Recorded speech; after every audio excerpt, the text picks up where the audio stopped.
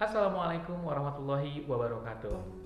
Di bulan puasa atau di bulan Ramadan ini, ada dua hal yang perlu kita hindari atau kita kurangi agar pahala puasa kita benar-benar sempurna di mata Allah Subhanahu wa taala. Dua hal tersebut antara lain adalah kita harus menghindari yang namanya perkataan yang sia-sia atau tidak ada manfaatnya. Yang kedua adalah perkataan dusta atau perkataan bohong yang perlu kita hindari atau kita jauhi. Hari ini kita akan ngomongin tentang berbicara jujur.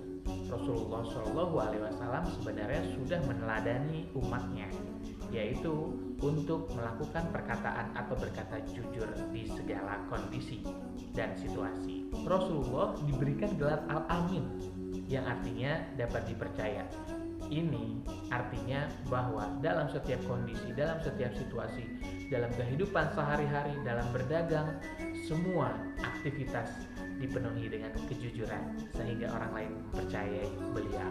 Namun sayangnya teladan yang dicontohkan oleh Nabi kita Rasulullah SAW banyak orang yang tidak mengindahkannya. Bahkan ada orang yang setiap hari dipenuhi dengan perkataan-perkataan dusta atau ketidakjujuran. Seorang profesor dari Australia, Emma Levin, menyatakan bahwa terdapat kekhawatiran yang berlebihan jika orang itu melakukan perilaku jujur.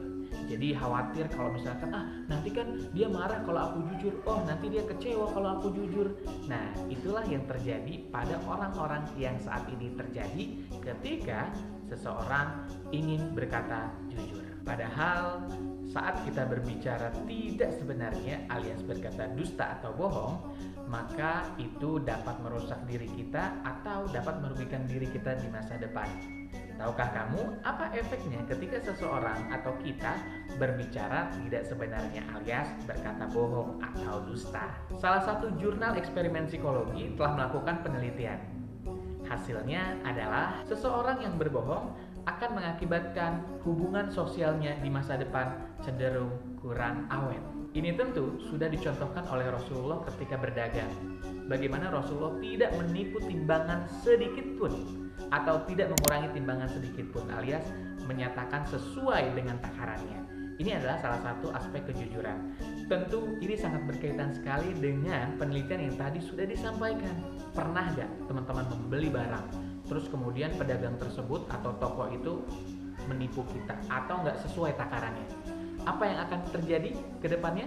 Maka kita akan merasa tidak puas dan cenderung, aku mah nggak mau lagi deh beli di toko itu karena waktu itu aku pernah kecewa. Nah, inilah yang diteladankan sama Rasulullah. Rasulullah tidak membuat orang lain kecewa.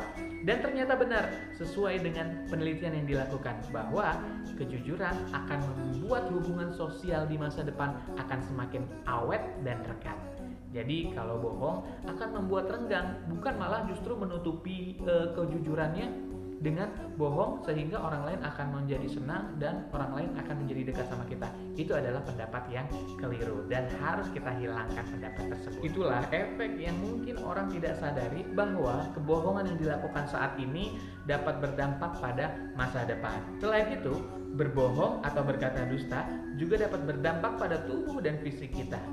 Dr. Arthur Markman menyatakan bahwa ketika seseorang berbohong, maka sistem syaraf akan mengeluarkan hormon stres yang disebut sebagai kortisol. Kemudian, biasanya orang tersebut yang sudah berbohong akan menyiapkan kembali kalimat atau kata-kata untuk menutupi informasi yang baru saja disampaikan. Sehingga kebohongan yang tadi sudah dilakukan keluar cairan hormon kortisol dan dia akan menyiapkan kembali untuk kebohongan di yang berikutnya dan keluar lagi cairan stresnya atau hormon stresnya. Alhasil tubuh akan menjadi tertekan dan akan mengalami stres panjang waktu. Inilah yang membuat seseorang menjadi gelisah, menjadi tidak nyaman ketika melakukan suatu kebohongan terhadap orang lain. Bahkan yang lebih parahnya lagi, orang yang melakukan kebohongan tersebut akan menjadi hipertensi, stroke, atau terkena serangan jantung. Nauzubillah. Semoga teman-teman di Ramadan kali ini mendapatkan perlindungan dari Allah Subhanahu wa taala untuk senantiasa berkata jujur dan berkata yang sebenar-benarnya. Wallahu a'lam. Wabillahi taufiq wal hidayah. Wassalamualaikum warahmatullahi wabarakatuh.